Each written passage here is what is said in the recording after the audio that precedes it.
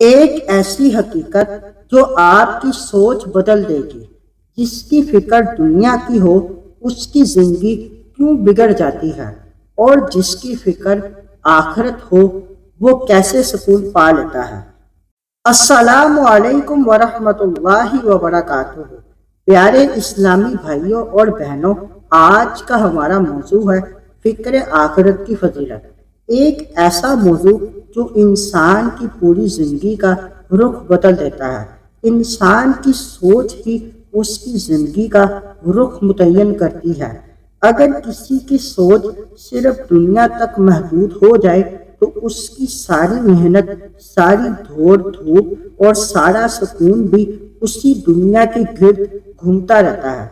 لیکن اگر انسان کی سوچ آخرت کی طرف ہو جائے تو اس کی زندگی میں ایک عجیب سا سکون اور اطمینان پیدا ہو جاتا ہے۔ بسم اللہ الرحمن الرحیم۔ آج کی حدیث مبارک فکر آخرت کی فضیلت۔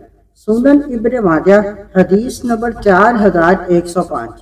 حضرت زید بن ثابت رضی اللہ تعالیٰ عنہ نے حضور سید عالم صلی اللہ علیہ وآلہ وسلم کا ارشاد بیان کیا: من کانت الدنیا ہمہ فرق اللہ علیہ امرہ وجعل فقرہ بین عینیہ ولم یأتہ من الدنیا الا ما کتب لہ ومن کانت الآخرۃ نیتہ جمع اللہ لہ امرہ وجعل غناہ فی قلبہ واتتہ الدنیا وہی راغمۃ۔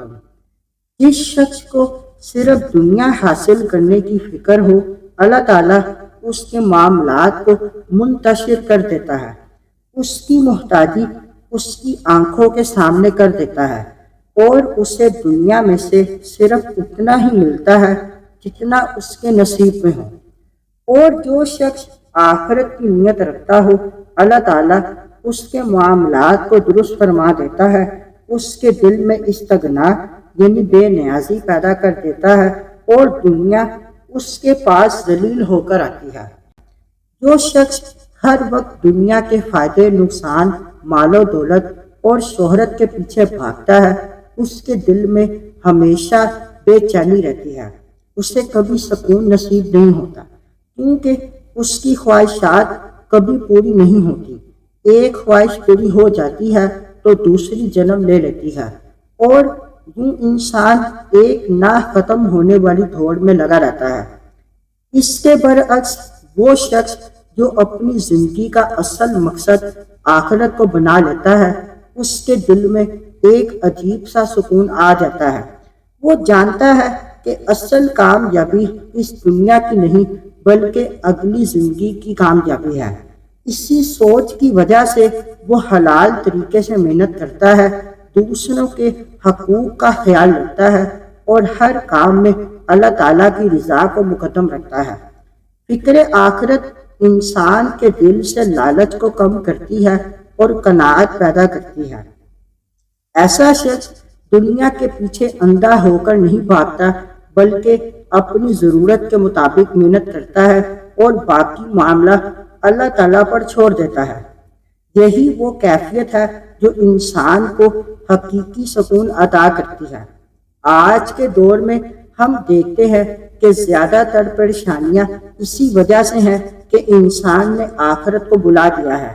جب انسان کو یہ یاد رہے کہ ایک دن اللہ کے سامنے جواب دینا ہے تو اس کا ہر عمل درست ہونے لگتا ہے، اس کی زبان، اس کے معاملات، اس کا اخلاق سب بہتر ہو جاتا ہے۔ فکر آخرت انسان کو نیک اعمال کی طرف بھی لے جاتی ہے۔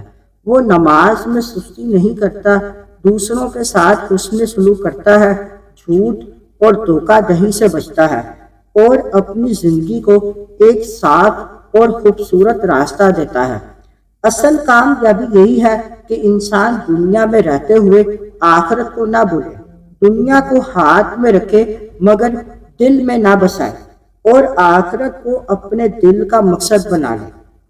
اللہ تعالیٰ ہمیں فکر آخرت نصیب فرمائے، ہماری زندگیوں کو بہتر بنائے اور ہمیں حقیقی کامیابی عطا فرمائے۔ آمین یا رب العالمین۔